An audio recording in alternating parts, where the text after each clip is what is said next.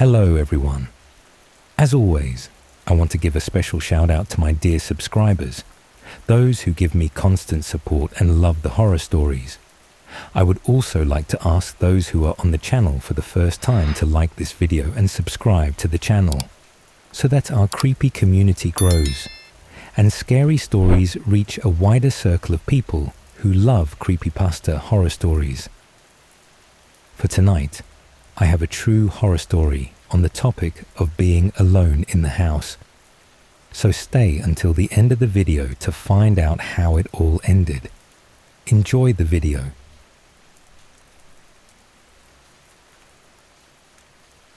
I was never one to get spooked easily. I grew up in a rough neighborhood, learned to mind my business, and never let paranoia get the best of me. But what happened that night made me question everything I thought I knew about fear. It started when I was house-sitting for a friend. Maurice Harper was a real estate investor who spent most of his time hopping between properties, flipping houses, and renting them out to clients too rich to bother with details. His latest project was a Victorian house in an old part of town, one of those places that looked elegant in daylight but turned ominous as soon as the sun dipped below the horizon. "This one's different, man," Maurice had said before handing me the keys. "Just needs a couple of inspections before I list it, but I need you to stay there for a few nights. Make sure everything's in order. You know, basic security, keeping the pipes from freezing, that kind of thing." I didn't ask why he was so eager to have someone there, and he didn't offer an explanation. The money was good, and I didn't have a reason to say no. The first 2 nights were uneventful. The house creaked and groaned like any old building, but nothing felt out of the ordinary. The only unsettling thing was the basement door. It had 4 heavy-duty locks on it. Maurice hadn't mentioned them, and when I texted him about it, he left me on red. On the 3rd night, I noticed something off. It was around 11:30 p.m. when I heard a faint clink from the kitchen. I had just settled onto the couch in the living room, scrolling through my phone, half watching some crime documentary. The sound was soft, almost dismissible, like a spoon shifting in the sink. But something about it made me pause. I got up, phone in hand, and walked to the kitchen. Everything looked exactly the way I left it. No open cupboards, no dishes in the sink, nothing out of place. I convinced myself I was imagining things and headed back to the couch. Then, about 20 minutes later, I heard it again. This time, I was sure. A distinct metallic clink, like silverware being shuffled. I walked back into the kitchen, but again, everything seemed normal. Only this time, the back door, one that I was certain I had locked, was slightly ajar. I felt my stomach drop. I locked that door. I knew I did. A rush of cold air trickled in, carrying the faint smell of damp earth. My first instinct was to grab a knife from the drawer, but my hands were clammy, my grip unsteady. I forced myself to take a deep breath and step toward the door, nudging it shut with my foot before locking it again. I did a quick sweep of the house, checked the windows, the front door, even peered into the basement stairwell. Nothing. I tried to shake the feeling of unease and returned to the couch. At exactly 12:47 a.m., I heard my own voice. It came from down the hall. I froze, my heart hammering in my chest. It wasn't muffled or distorted. It was clear, like someone had recorded me speaking and played it back at a normal volume. And then, just as suddenly, it stopped. I jumped to my feet, my breath sharp and uneven. My first thought was that someone had broken in, but how? And why the hell would they have a recording of my voice? I didn't move. I just stood there listening. Nothing. I pulled up my phone and opened the voice recorder app. Maybe, just maybe, I had left it running by accident. But when I checked my recent recordings, there was nothing. No accidental audio, no misplaced files. And then I saw it. A new file, timestamped 12:47 a.m. My throat went dry. I tapped on it, and my own voice crackled through the speaker. "Why are you still awake?" I nearly dropped the phone. The recording cut off immediately after those 4 words. A deep, nauseating dread coiled in my stomach. My hands shook as I tried to process what I had just heard. There was no way I had ever said that. Not tonight. Not any night. And then, as I stood there staring at my phone, something moved in the reflection of the darkened TV screen. A figure, standing in the hallway, watching me. I didn't turn around. Every instinct screamed at me to move, to run, to do something. But I stood frozen, staring at the reflection in the dark screen of the TV. The figure was just standing there, not moving, not making a sound. My breath felt thick in my throat, my pulse hammering so hard I could hear it in my ears. I don't know how long I stood there. 5 seconds. 10. Long enough for the silence to become unbearable. I forced myself to turn. There was no one in the hallway. The air felt colder now, heavier, like the walls had absorbed the weight of something unseen. I took a slow step forward, my phone clenched in my fist. My eyes flicked toward the hallway light switch, and I flipped it on. Nothing. I checked the front door, still locked. I checked the back door, locked. The windows, locked.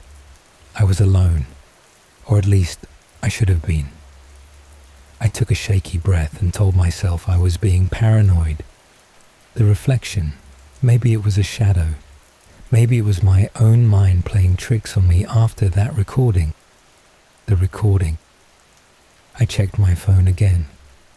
The file was still there, the timestamp unchanged. I tapped it, letting my own voice echo in the silence. "Why are you still awake?"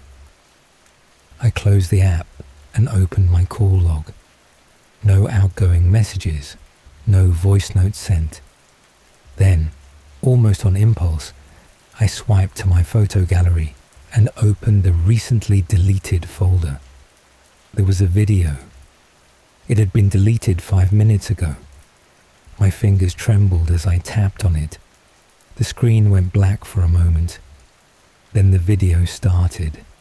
It was grainy, low light, the angle slightly tilted, like someone had been holding my phone at chest level. At first, I didn't understand what I was looking at. Then I saw me. I was sitting on the couch, hunched over my phone, scrolling, just like I had been 20 minutes ago.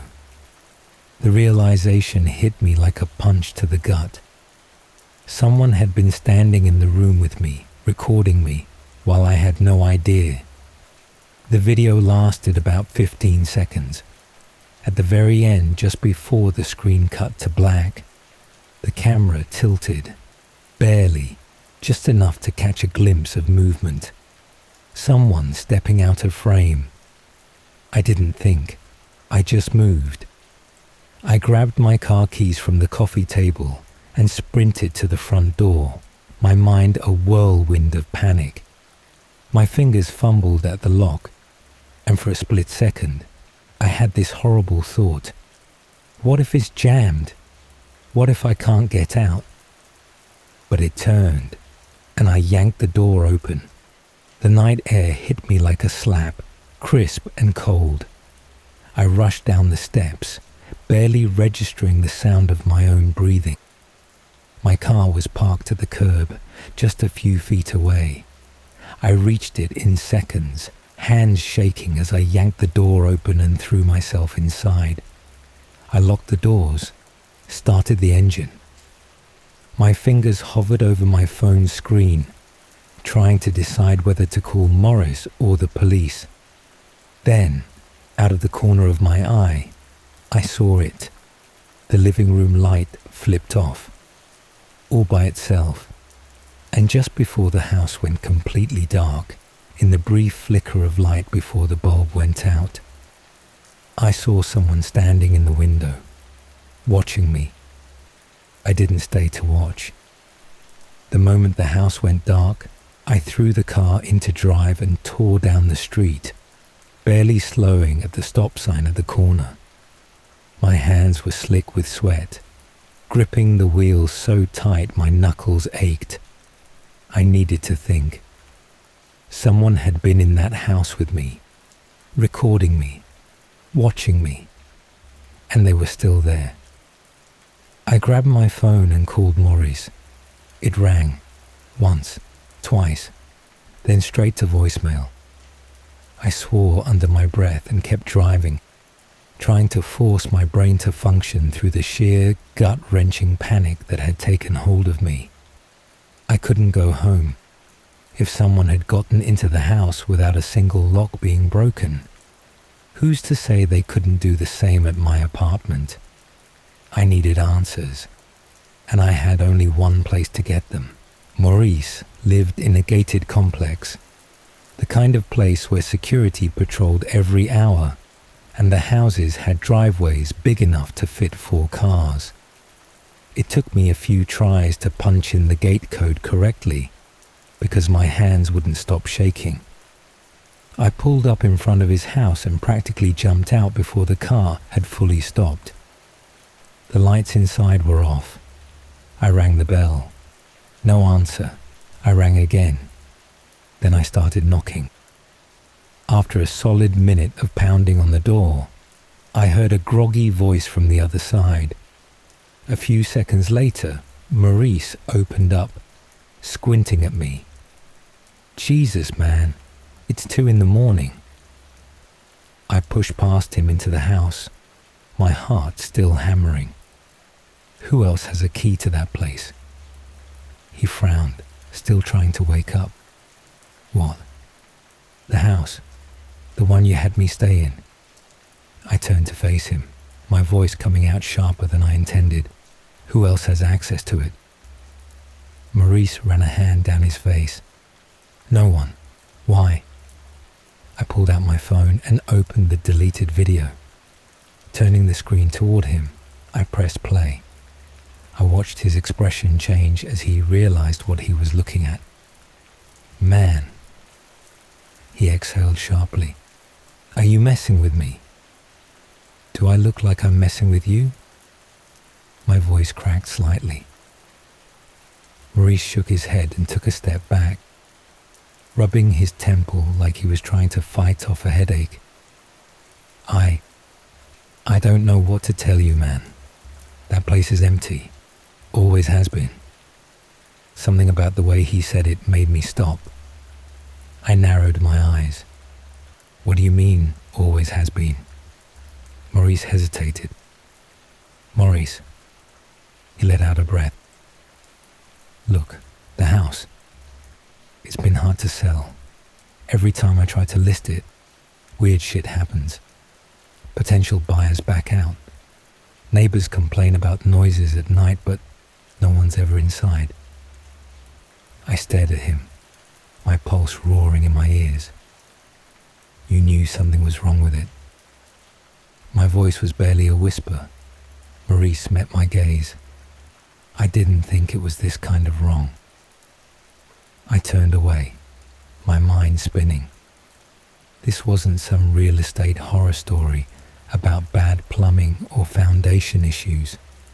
This was real. Someone had been in that house with me, and they were still there. We sat at Maurice's kitchen table, my phone resting between us. "Play it again," he said. I hit play. The video ran its course. Me on the couch, scrolling through my phone, completely unaware that I was being watched. At the very end, the camera tilted, catching a brief movement before the screen cut to black. "Pause it," Maurice said suddenly. I did. He leaned in, staring at the last frame. "Zoom in." I did, and then I saw it. Not a full figure, not a face, but a hand. A pale, thin hand resting lightly on the back of the couch, just inches behind my head. It had been there the whole time, close enough to reach out, close enough to touch me. A sickening wave of nausea rolled through me, and then my phone vibrated, a new notification. I looked down. Maurice and I stared at the screen. Neither of us had touched the phone. With my stomach in my throat, I tapped the file. The recording started. At first, just silence. Then, the sound of slow, shallow breathing. And then, "Why did you leave?" I left the house that very morning and never went back. I never found out if someone was playing a prank on me and sending me messages, or what really happened that night. Now, I'm not even sure if I want to know. It took me a long time to forget about it, and I don't want to go through that nightmare again.